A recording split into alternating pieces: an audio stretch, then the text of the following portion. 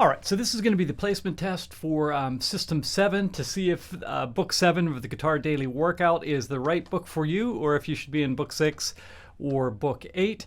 So we're going to go through a couple of different exercises. We always do a finger gymnastics in this, but that really is at any level. So we're going to start off with going through arpeggios. So in System 7, we dive headlong into 7th arpeggio. So major 7, dominant 7th, minor 7th, and minor 7 flat 5 arpeggios. So we're going to learn all of the different forms of these. And at the end of System 7, you should be able to do what I'm asking you to do here. When I call out a chord, you should be able to play it in whatever position I ask, the type of chord, and pretty quickly. So we'll just dive headlong into this. So let's start off, let's do a D major 7. Let's do a D major 7 in the C form. So I'm here. Whoop. Sorry, my volume wasn't on. D major 7 here.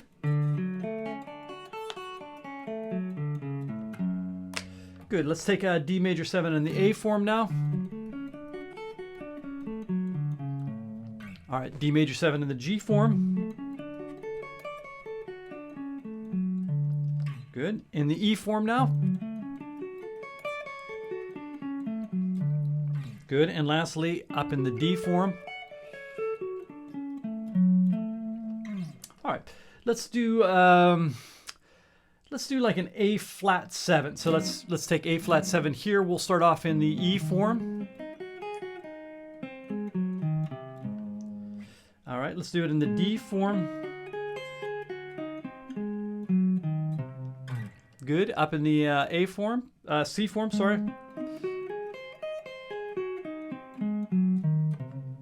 All right, up in the A form.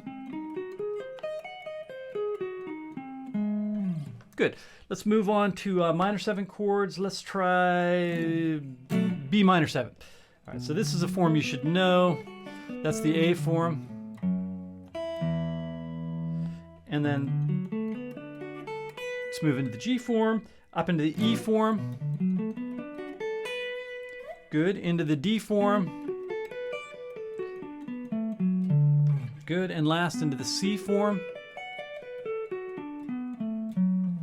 Okay, then the mysterious one, we'll do the minor 7 flat 5. This is a chord that doesn't get used quite as much. In pop music, it doesn't get used at all, but it's a good one to know. This also is, you can use it over a dominant 7th chord, but let's do the C form of it, the A form of it down in the 3rd position. Let's take it up into the next position. All right, and then into the E form.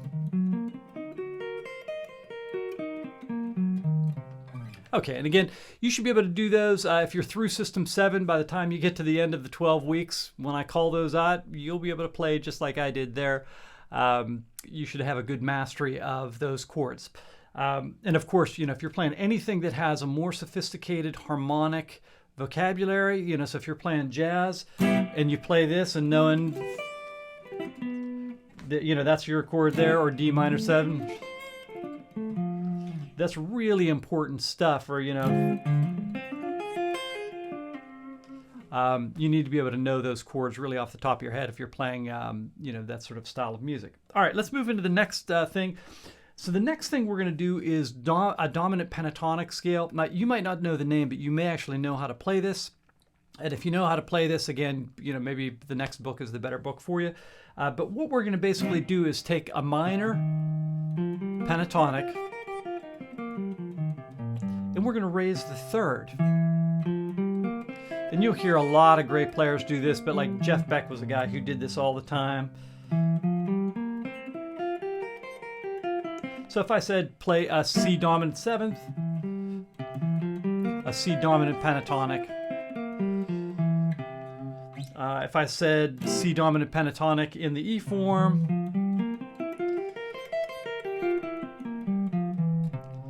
Let's do one more. Let's do C dominant pentatonic in the C form.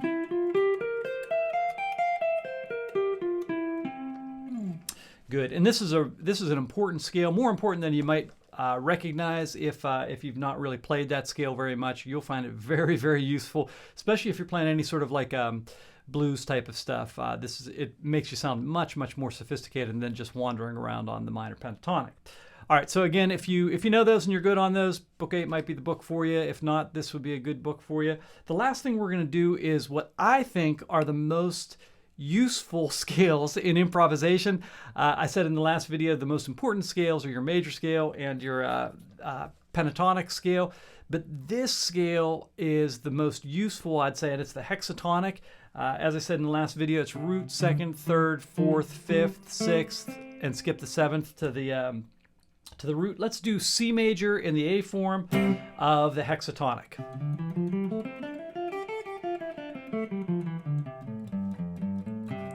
Okay, let's take A major in the E form of the hexatonic. Good. Let's take the C form. We'll do G major in the C form of the hexatonic. All right. And let's do one last one. What didn't we do? Let's do G major in the D form. Okay. So again, if you know those, time to move on to the next book. If you need to learn those, this would be really good for you to go through. And lastly, we're going to do the minor hexatonic, root, second, minor, third, fourth, fifth, flat 7. This is a scale that you just hear all the time. So if you do C minor in the A form, let's do B flat minor in the G form. And again, I should be able to call these, and you just know these scales if you've done these before. Let's do the D form.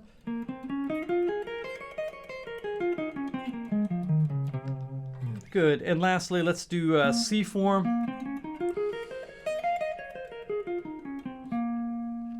All right. Very good. So again, if you know those well, you can move on to book 7 or book 8. But if if you need to dust off some of these, or if these are new to you, book 7 will be a really good place. And I can say, in book 7, you are really getting into like mastery of sophisticated vocabulary. This is all really useful stuff. So these are not like non-usable scales. Some people will teach you, a Mongolian flat 5 or scales that you almost never use. Might be interesting, but you almost never use. These you will always use. These are vitally important. These might be the most useful scales that you'll come across in all of the systems, even though you really needed the earlier systems to be able to access what's going on in this system. But these are some really useful ones. If you get through these scales, you really are going to have a real mastery of the basics of guitar playing. Not the really advanced stuff that happens in systems 9 through 11 or 9 through 12, but you'll really have like most of the stuff that most players are going to run into is contained in these first 8 books. So hopefully that's helpful, and hopefully this will help you to know which book is the right book for you for the Guitar Daily Workout. See ya.